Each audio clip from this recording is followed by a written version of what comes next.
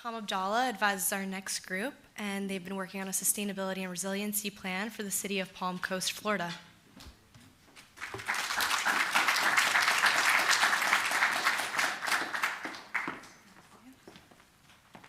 Sorry about the temperature. I wanted you guys to feel like you were in Palm Coast.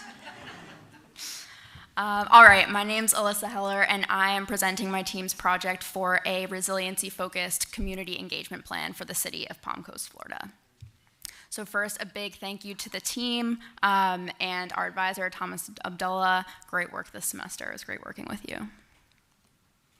So our client is the Chief Sustainability and Resiliency Officer of Palm Coast, Florida. This is a city just south of Jacksonville.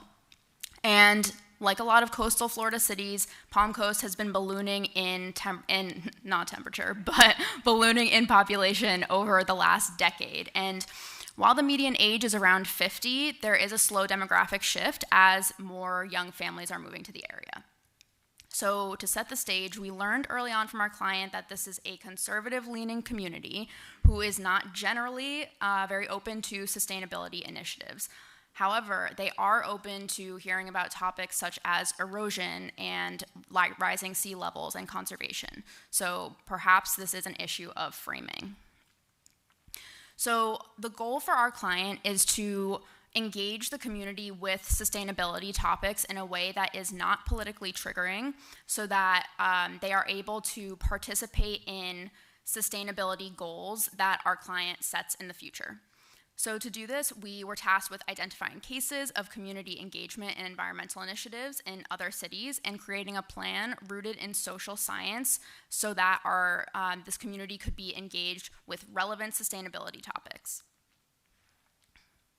So our project scope includes 2 deliverables. The first is a broad communication framework that the city can utilize when rolling out new initiatives. The second is an engagement plan that includes specific events and tactics for our client to utilize. And both of these were informed by case studies, behavioral economics, and interviews. So let's start with the community interviews.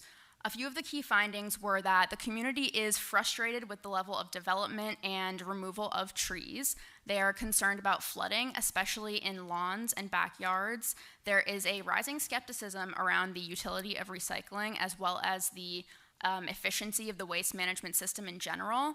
And lastly, more frustration around the lack of youth engagement opportunities because this population does skew older.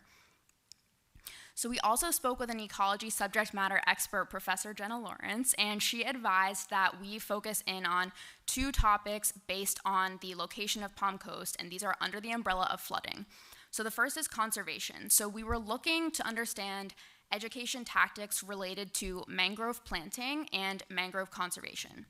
So mangroves are a really important natural tool for protecting the coast from storm surge, filtering toxins from waterways, and preventing erosion.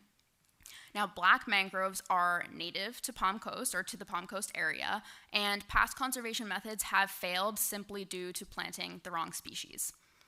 On the other hand, we have soil health, and if you are using heavy fertilizers or you have large swaths of soil that are uncovered or surrounded by impervious surfaces, the soil structure can break down in such a way that it starts to lose its absorption properties, leading to some flooding. So these were 2 of the ecological topics that we looked at. And moving into our open source research, we looked at resiliency plans based in the US and EU, as well as case studies of engagement-specific sustainability initiatives. And a few of the key themes that we came away with were, first, the efficiency of utilizing neighborhood and homeowners associations for the breadth of message release. The second is the popularity of topics like energy efficiency and composting, simply because these are lower overhead cost initiatives. And lastly is initiatives that utilize financial incentives as well as planning by the community rather than by city officials have stronger participation rates.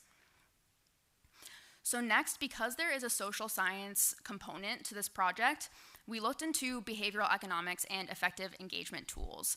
So with behavioral economics, we were trying to understand how we can leverage irrational behavior in our favor. So trying to see if we can counteract cognitive biases around sustainability topics or use them in our favor along with tactics like nudges to influence behavior.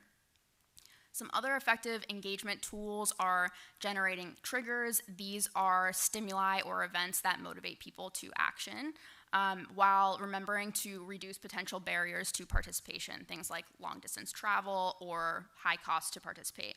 And then lastly, again, very important to generate rewards, especially financial, for volunteers. So our first recommendation is the communication framework. So this is just a sample of what it looks like, but this goes through the flow of determining scope, audience, communication channels, and effective engagement tactics, and measuring performance. We also include strategies for overcoming common communication barriers related to sustainability. And the second part of our recommendation and the bulk of the project is the engagement plan. And this is focused on the topics of coastal resiliency, canopy cover and porous surfaces, waste management, and water and energy efficiency. So we created for our client a toolbox of 13 events and tactic recommendations, complete with visual resources, implementation timelines, and funding opportunities when available. So now I'm going to go through just a few examples of these, and we're going to focus on the social science connection because that was an important part of our client ask. So first is coastal resiliency, and our recommendation here is a Save Our Coast committee made up of locals from HOAs or student organizations, people who can disseminate educational information and events down through their networks. So to start off, we've created a visual campaign called Mangroves, the Palm Coast Superhero. This is meant to be supplementary to planting or adoption events, but is hopefully meant to create an emotional connection between the community and the conservation of the species. So among other tactics, this utilizes the IKEA effect, which is the idea that people are more willing to advocate for ideas that they have had help planning. We've also been really careful to utilize language in these campaigns that gives the community a sense of ownership over the health of the coast rather than feeling like attention was dictated by city officials. And next is canopy cover and porous surfaces. So our first tactic is a citizen science initiative. So this is locals running live experiments. This could be around temperature disparity or flooding rates in different neighborhoods. And this uses a feedback nudge, which is essentially just increasing awareness and intent to change your current conditions based on live information. And the second is an inter-school landscaping competition around the removal of hard surfaces and their replacement with native plants. So as a competition, this is utilizing gamification and reward nudges while students are learning about site selection, implementation planning, the risks of invasive species, and the importance of native plants.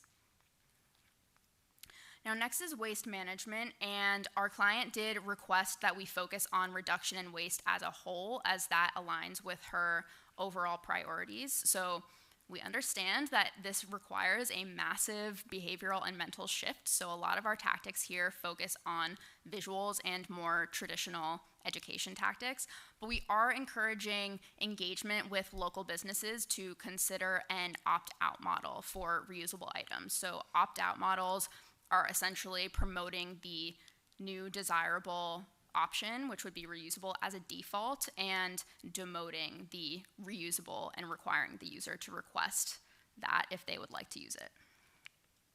And lastly is residential energy and water efficiency. So our first recommendation utilizes a psychological anchor. So this is an initial piece of information on which people then base all or most future decisions. So the recommendation is for HOAs to provide all incoming residents with projected savings for their home based on specific energy and water efficiency tactics, hopefully influencing their future consumption.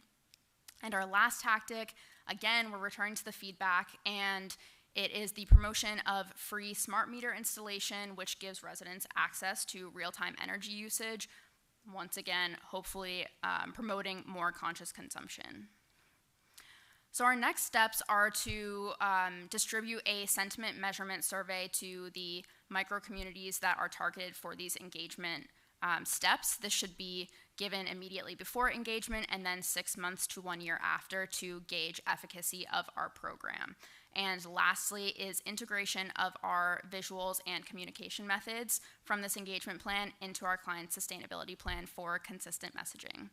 And we had a great time working on this project and look forward to feedback. Thank you.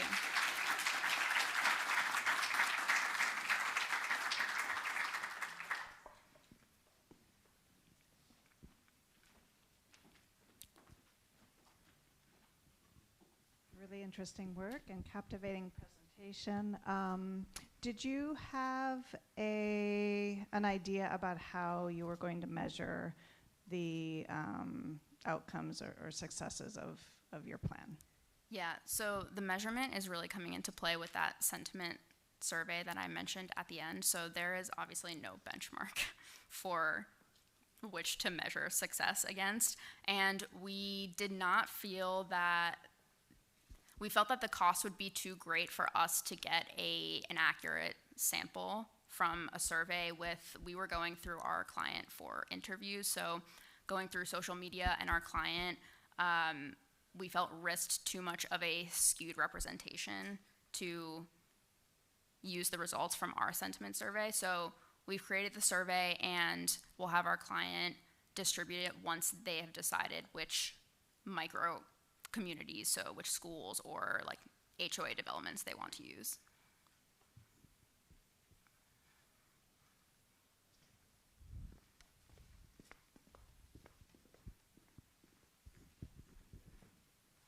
Hi, thank you for the great presentation. So I had two related-ish questions, and mainly they're about the client. So one, when it comes to vulnerability and resilience, how open was the climate to also, how open was the client to also considering the impacts of heat in that community and any vulnerable communities in Palm Coast? I'm sure there must be some level of heat vulnerabilities that must be happening in the city. And secondly, to what degree is the client open to working with elected representatives on the community engagement part? Yeah, great questions, thank you. As far as heat vulnerability, it was not one of her priority topics. I think that is an area that the community is more well aware of. And if she wanted to promote that by drawing connections to sustainability, which is her strategy, she would have, I think, had to go a little bit deeper into more traditional sustainability topics like fossil fuels, and that's not quite the level I think that she feels the community is prepared for yet. As far as your second question, the city council is very conservative as well. And the point of this project was to begin to communicate sustainability ideas essentially without saying that they are sustainability ideas. So our client has definitely felt some pressure from the elected officials as far as how much impact she can have in the city. So there are perhaps a very small number that would be willing to work with her. I know she would be very willing to work with them.